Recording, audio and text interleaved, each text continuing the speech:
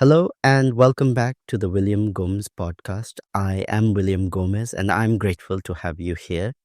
This series is called Reading Seminar 1 and 2, Lacan's Return to Freud Revisited. In the previous episode, we explored Lacan's conception of truth as partial, indirect, and structurally tied to error. We saw why truth in psychoanalysis does not arrive through confession or insight, but through detour, disruption, and the limits of speech. In this episode, we turn to a closely related problem: resistance. Resistance is one of the oldest concepts in psychoanalysis, introduced by Sigmund Freud to name the obstacles that arise in analytic work.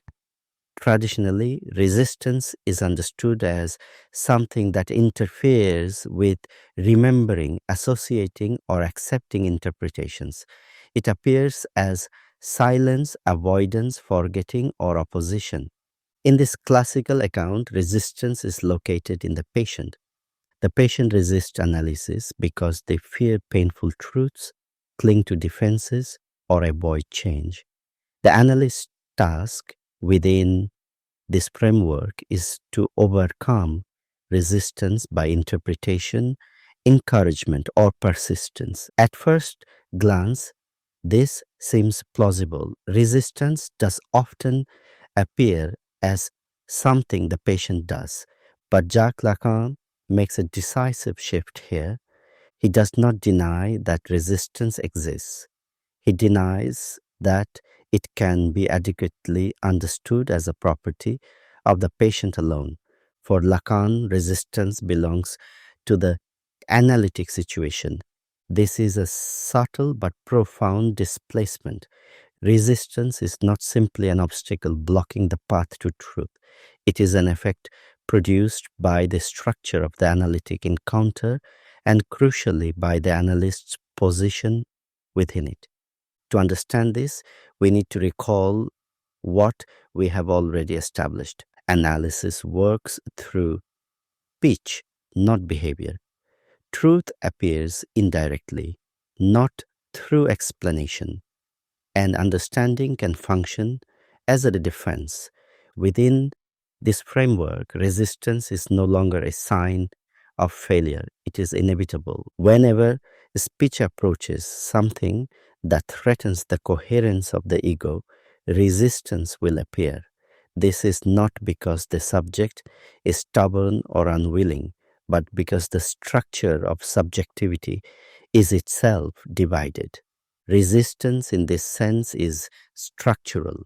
It emerges at the point where speech encounters its own limits. It is produced by the very conditions that make analysis possible. This has immediate consequences for how resistance is understood. If resistance is structural, it cannot be eliminated. There is no technique that will remove it once and for all. Attempts to overcome resistance directly often intensify it. This is why Lacan insists that resistance must not be treated as an enemy. More importantly, he insists that resistance must be read. When resistance appears, the question is not why is the patient resisting, but rather what in the analytic situation is producing this resistance. This question inevitably turns back on the analyst. Lacan is explicit on this point. Misinterpretation is a form of resistance. Premature understanding is a form of resistance. Excessive explanation is a form of resistance. In other words, the analyst can resist the analysis just as much as the analyze end. When the analyst rushes to clarify meaning, to reassure, or to restore coherence, they may be closing down the space in which the unconscious could speak.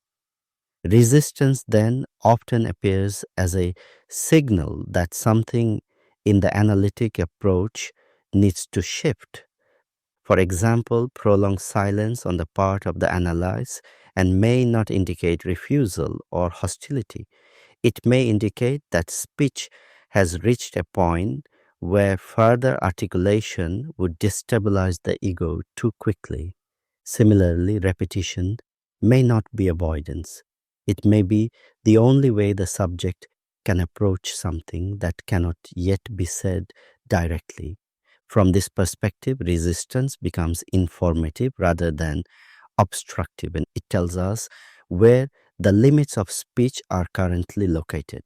It marks the points where interpretation must be handled with care or withheld altogether.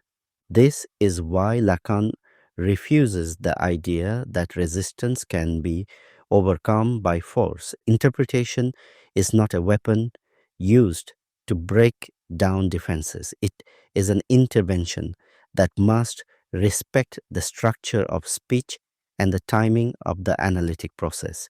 When interpretation is delivered too early or in too explanatory a form, it may produce resistance by foreclosing further speech. This also explains why Lacan insists on the analyst's responsibility.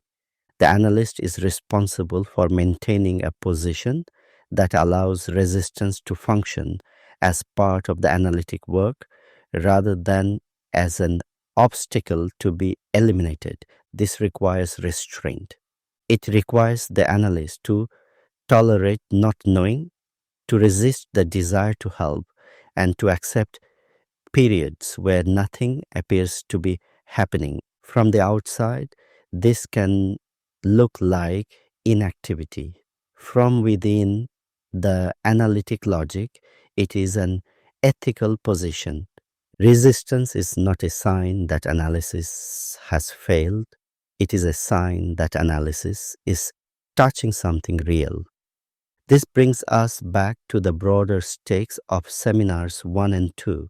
By reconsidering resistance, Lacan shifts psychoanalysis away from a model of correction and toward a model of structural engagement.